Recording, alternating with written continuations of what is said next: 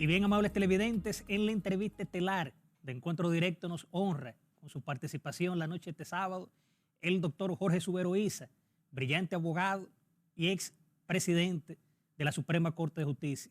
Doctor, para nosotros es un gran honor tenerlo aquí en el programa. Muchas gracias, Ramón, por la invitación. Gracias, doctor. Doctor, cuando usted era presidente, se hablaba de que había como una segunda ola de reformas. O sea, están pendientes en este momento esa serie de reformas.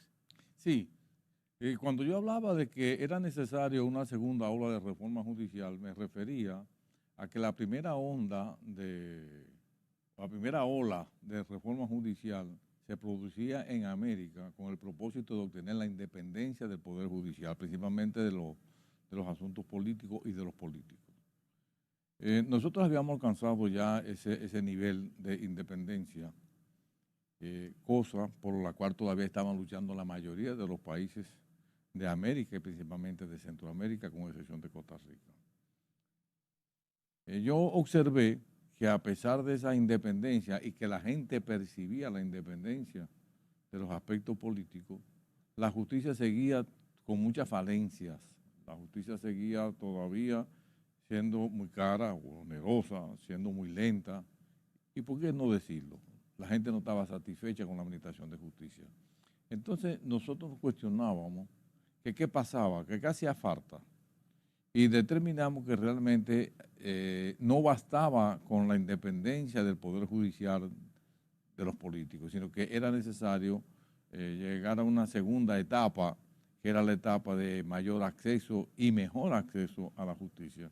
De ahí es que en el año 2007, en un discurso que yo pronuncié el día del Poder Judicial el 7 de enero del 2007 y posteriormente en un concurrido y célebre almuerzo celebrado por la FINJUS, yo hice el planteamiento nuevamente de la necesidad de una segunda ola de reforma judicial con la finalidad de que la justicia llegara más al pueblo, que fuera más accesible, que fuera más abierta, que fuera menos onerosa, que fuera más rápido, que fuera mejor administración de justicia. Lamentablemente, la salida abrupta mía de la Suprema Corte de Justicia en el año 2011 se frustró esos planes que nosotros teníamos. Y todavía estamos con los mismos cuestionamientos y con la misma necesidad de una segunda ola de reforma judicial, a pesar de que en los aspectos eminentemente técnicos, aspectos tecnológicos, hemos tenido en los últimos años alcances muy importantes. Doctor, su opinión sobre la crisis haitiana, que lamentablemente uno siempre dice que es una carga pesada, no solamente para este gobierno, sino todos los gobiernos que han sucedido, y esta situación que agrava cada día. Mire, ese es un problema que nosotros hemos venido conviviendo con él desde la misma fundación de la República. Yo recuerdo que estando yo en la Suprema Corte de Justicia y antes, en el tiempo que permanecía en la Junta Central Electoral, siempre venían las representaciones de los organismos internacionales con el mismo tema de los derechos humanos y Haití.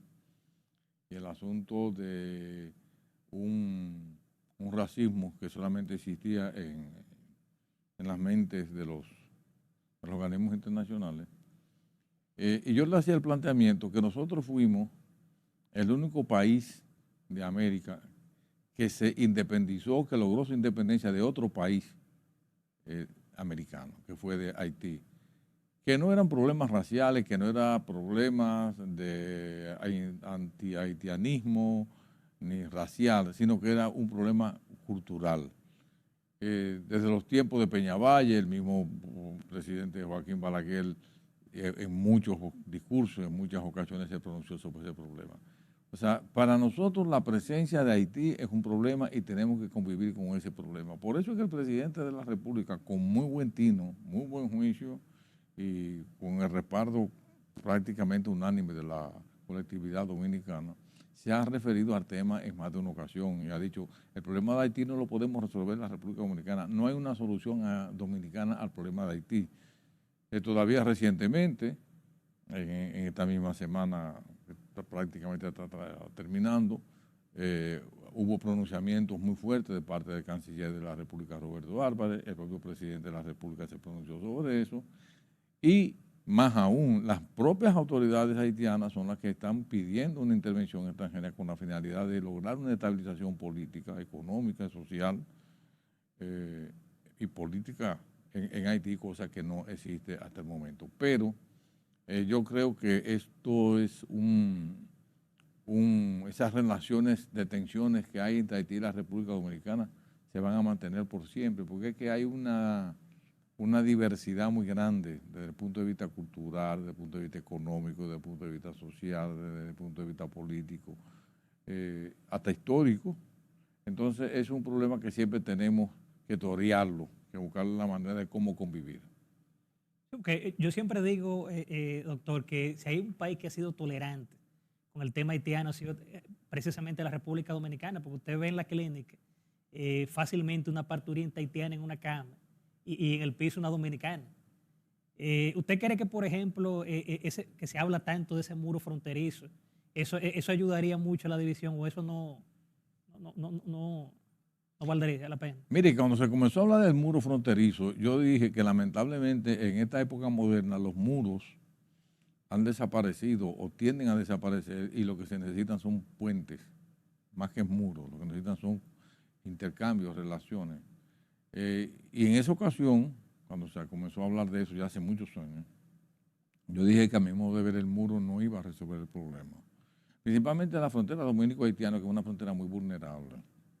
O sea, se cruza por diferentes sitios y el muro no lo va a evitar. Como no lo evitó la muralla china, la invasión de los mongoles a China, como no lo ha evitado tampoco el muro existente entre Estados Unidos y México. O sea, los muros por lo regular no son una solución a los problemas migratorios de los países.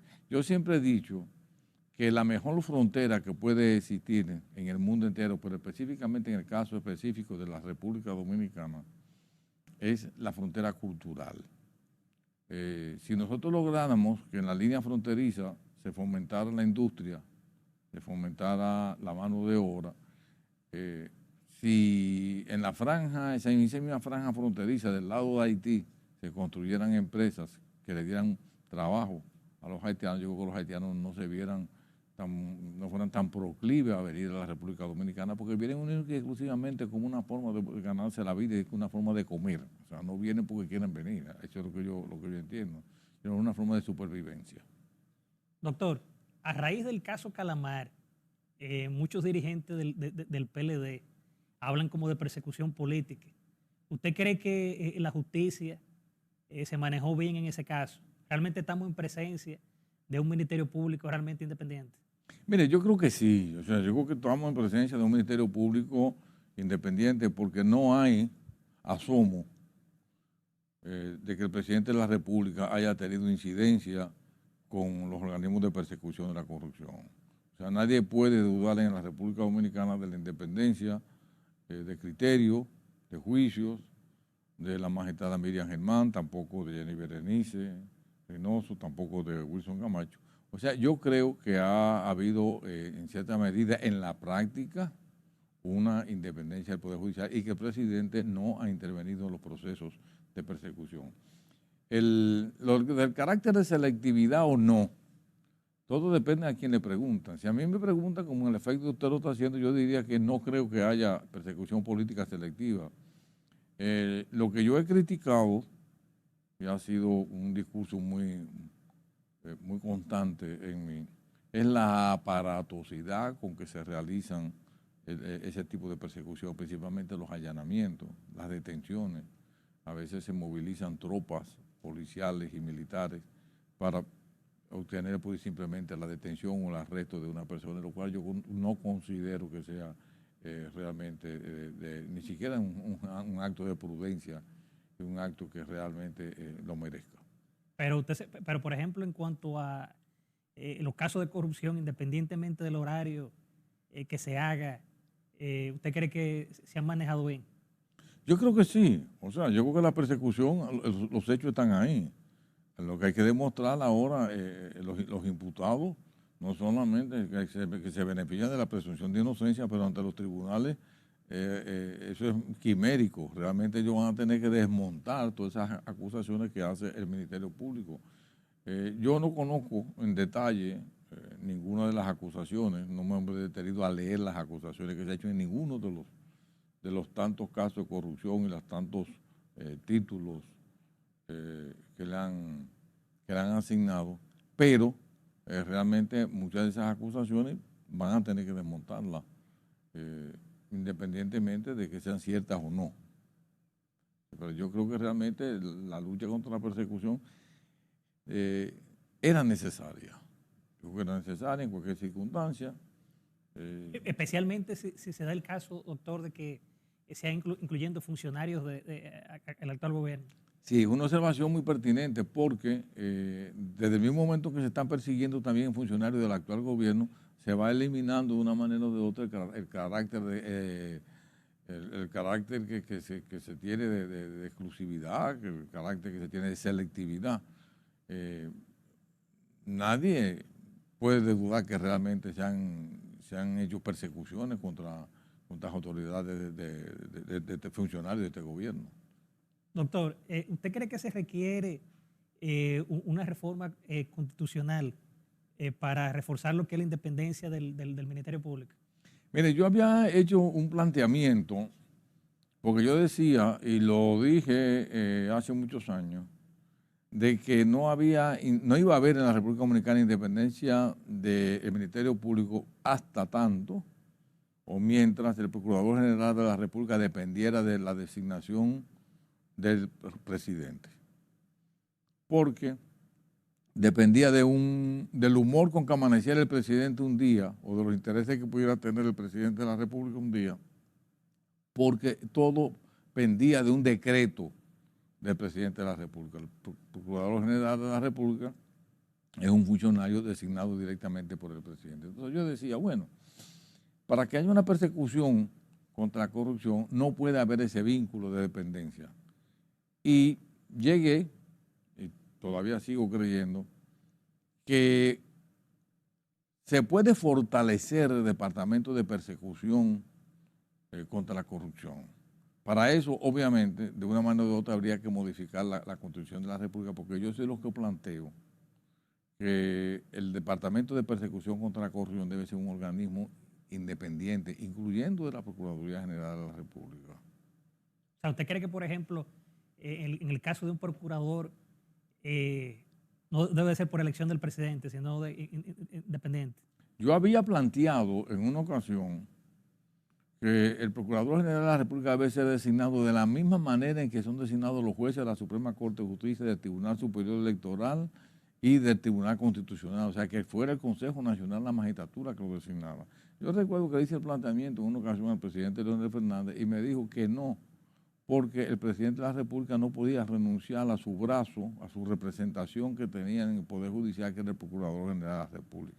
Es un asunto de criterio, de político, de teoría política, de que si debe tener, por eso que se habla en la actualidad de un Ministerio de Justicia, con la finalidad de descentralizar un poco las atribuciones, las funciones que tiene la Procuraduría General de la República. Pero yo sigo creyendo que mientras el Procurador General de la República dependa de un decreto del presidente de la República, no vamos a tener con certeza y con perdurabilidad una independencia del Poder Judicial. Ahora tenemos a Miriam Germán, que nadie puede discutir su carácter de independiente, pero mañana no sabemos quién puede ser. Exacto. Bien, doctor, con su permiso, y los amables televidentes, nos vamos a una pausa comercial y en breve volvemos con la entrevista estelar de Encuentro Directo. Y bien, amables televidentes, continuamos aquí en la entrevista estelar con la participación especial del doctor Jorge Subero Issa, ex presidente de la Suprema Corte de Justicia. Doctor, el presupuesto del Poder Judicial, así como el del Ministerio Público, en ningún gobierno se ha cumplido con los porcentajes que establece la ley. ¿Cree que eso es un obstáculo para que haya una justicia más, se pudiera decir, más efectiva? Contribuye a eso mucho, porque es bien sabido que sin recursos económicos es imposible desarrollar cualquier tipo de institución. Realmente, desde la aprobación de la ley que le asignó una partida presupuestaria, una ley especial, estableció fondos igualmente especiales para el Poder Judicial, ese porcentaje nunca se ha alcanzado. O sea, la partida presupuestaria siempre ha sido por debajo de lo que dice la ley. Eso, obviamente, ha perjudicado tanto al Poder Judicial, a la judicatura propiamente dicha, como al Ministerio Público. Los recursos económicos siempre son necesarios, principalmente hoy en día, donde la tecnología es tan importante y donde la plataforma tecnológica que hay tanto en el Ministerio Público como en la Suprema Corte de Justicia tiene que irse renovando, actualizando, y eso lógicamente cuesta mucho dinero. Yo creo que en el caso específico del Ministerio Público, donde después del Código Procesal Penal tiene un rol que no tenía antes, porque se le ha cargado mucho la carga que tiene el Ministerio Público, porque hoy en día es el órgano constitucionalmente encargado de la persecución y de trazar la política de la criminalidad del Estado. Necesita más recursos económicos con la finalidad de tener más recursos técnicos, más recursos humanos, más recursos tecnológicos, porque como órgano encargado de la persecución y de la acusación que debe presentar por ante los jueces, requiere de la búsqueda de pruebas que solamente se da a través de la obtención de recursos económicos para los fines de poder captar realmente la documentación necesaria. O sea, yo podría decir que contribuye mucho directamente en la buena administración de justicia la falta de recursos. Doctor Subero, hay sectores que cuestionan que ciertos procuradores adjuntos mantienen una posición mediática que perjudica y condena a priori los acusados de casos de corrupción. O sea, ¿usted tiene esa misma percepción? Mire, algunos sí, pero yo lo puedo decir con toda certeza, ¿no?, de que en el caso de la magistrada Miriam Germán ha sido lo suficientemente cautelosa, prudente en los mensajes que envía a través de los medios de comunicación y muchas veces directamente se le envía a los propios funcionarios, empleados que están bajo su subordinación. Ella ha llamado la atención públicamente, institucionalmente también, a los demás miembros del Ministerio Público de la cautela con que deben manejar los procesos y las acusaciones, porque resulta que después que hay una acusación, que hay una información, muchas veces llegan las informaciones a los medios de comunicación primero que a los propios imputados. Entonces ya de una manera o de otra, la prensa, los medios de comunicación, las redes sociales condenan a una persona todavía que no ha sido ni siquiera sometido a un interrogatorio. Y eso en un régimen de un Estado de Derecho no es bueno ni es saludable. Doctor, hay un tema que se ha vivido hablando y que siempre sigue vigente, que es el Código Penal. Causales, también sin causales. ¿Su opinión al respecto? Mire, yo he dicho que el código es necesario una actualización porque es un código ya que tiene más de 200 años. El Código Penal dominicano se mantiene prácticamente igual que el mismo código francés cuando se obtuvo. Ese código de aquí está vigente en la República Dominicana en español desde el año 1884. Se han modificado a través de algunas leyes especiales, pero el núcleo del código sigue siendo realmente el código francés. Y ya hay unos nuevos tipos de delitos penales que tienen que ser incorporados. Se ha tardado mucho y todo el mundo sabe que la única razón de ser por la cual ese código no ha sido objeto de aprobación ha sido por el asunto del aborto, la discusión que hay con las 3 causales. Eso es lo que ha detenido el código, después no lo ha detenido otras cosas. Sin embargo, he visto que se propugna por el aumento de la pena en algunas infracciones penales, lo cual yo considero que eso en nada va a contribuir a la disminución de la delincuencia y de la inseguridad, porque el aumento de la pena en ningún sitio del mundo ha resuelto los problemas de la seguridad ciudadana. Pero en el caso suyo, ¿usted está de acuerdo con que las causales o no? Mire, yo siempre he dicho que el problema del aborto es un asunto eminentemente médico, que no es del carácter religioso, no es del carácter filosófico, psicológico. A pesar de que se ha ido por ese lado. Es que siempre me he ido yo por ahí.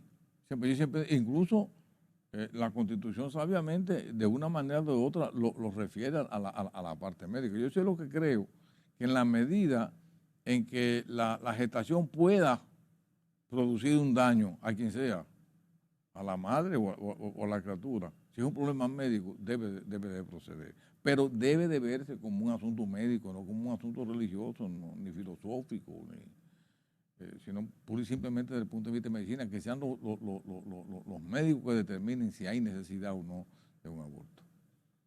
Doctor, el tema de la delincuencia y de la criminalidad preocupa mucho al país. Lamentablemente, ni siquiera tiene horario, porque usted puede ver cualquier situación que puede ocurrir a horas del día o en la noche. ¿Usted cree que en ese sentido el gobierno se está manejando bien? Mire, el problema de la delincuencia y de la inseguridad ciudadana, por más esfuerzo que se haga, es un problema muy serio. Incluso, que yo, desde que yo tengo uso de razón, es más, desde que yo me gradué en el año 1970, ya tengo 53 años de ejercicio profesional, siempre he oído el mismo problema de la inseguridad ciudadana. Los crímenes, los delitos, siempre han estado presentes. Lo que pasa es que con los tiempos modernos, la transculturización de una manera o de otra ha contribuido a que las noticias viajen más rápido, los medios de comunicación tienen información más inmediata que antes. Todo eso va constituyendo realmente una gran nube que se refleja en el comportamiento de los ciudadanos. El que tenga la vara mágica para determinar en cualquier país del mundo el asunto de la seguridad ciudadana, que lo diga y si realmente va a ser un gran aporte a la humanidad. Pero en el caso específico de la República Dominicana creo que se están dando pasos, no desde ahora, sino desde hace tiempo que se está trabajando en el asunto de la reforma, pero no es tan fácil, porque nadie tiene la solución inmediata para ese propósito. Doctor, hubo un acontecimiento que se produjo aquí en la República Dominicana y que marcó y que fue lamentablemente el asesinato el año pasado de Orlando Roemer. Esta semana ya se le sentenció al asesino a 30 años. Ahí vemos que el abogado está como queriendo jugar con el asunto de querer variar la medida de coerción. Su opinión al respecto sobre este caso tan lamentable. Bueno, yo era amigo personal de Orlando y lamenté su muerte como si fuera realmente un pariente, porque un muchacho joven, prometedor, honesto. Ahí lo único que hay que hacer es lamentar que sea realmente una persona en quien usted depositó su confianza, quien realmente haya sido el autor del crimen y confeso. O sea, esos 30 años, yo me imagino que en la Corte de Apel ellos van a recurrir en apelación a esa sentencia, eso no hay duda. Es probable que la Corte lo ratifique esa sentencia. Es probable también que le cambie la calificación de asesinato a homicidio para que sea en vez de 30 que sean 20.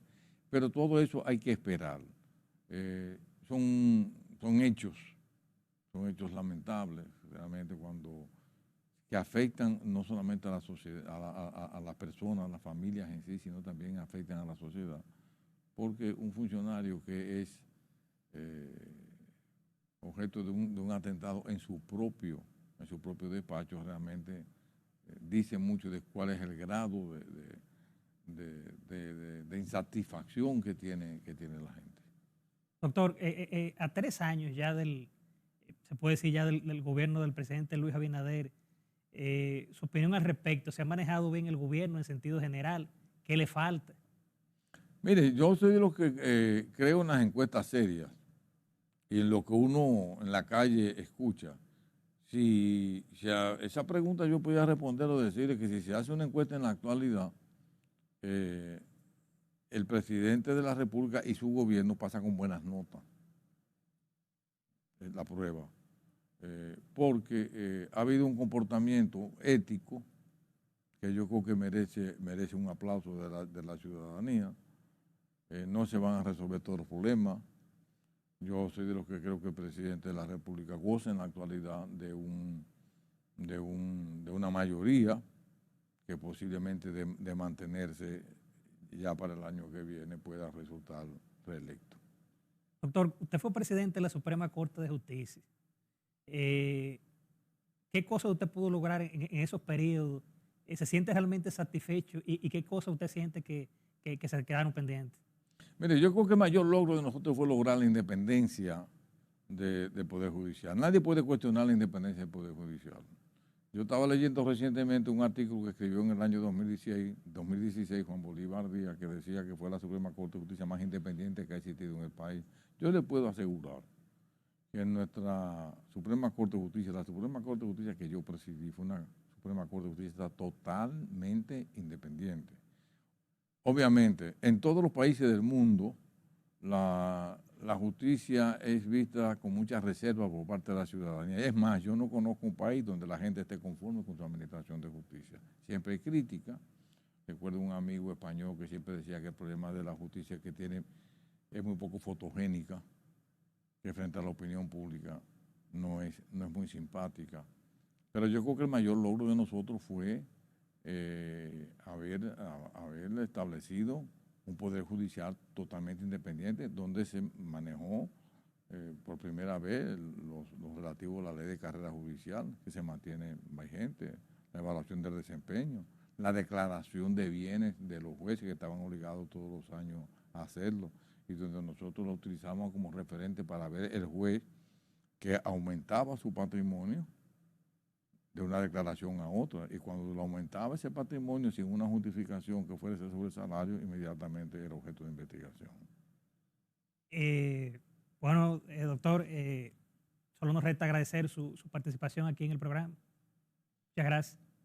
Gracias a usted, Ramón, y siempre a su disposición. Siempre los problemas judiciales están latentes en la República Dominicana porque nunca se acaban los problemas de la ciudadanía con la justicia. Muchas gracias. Eso es verdad.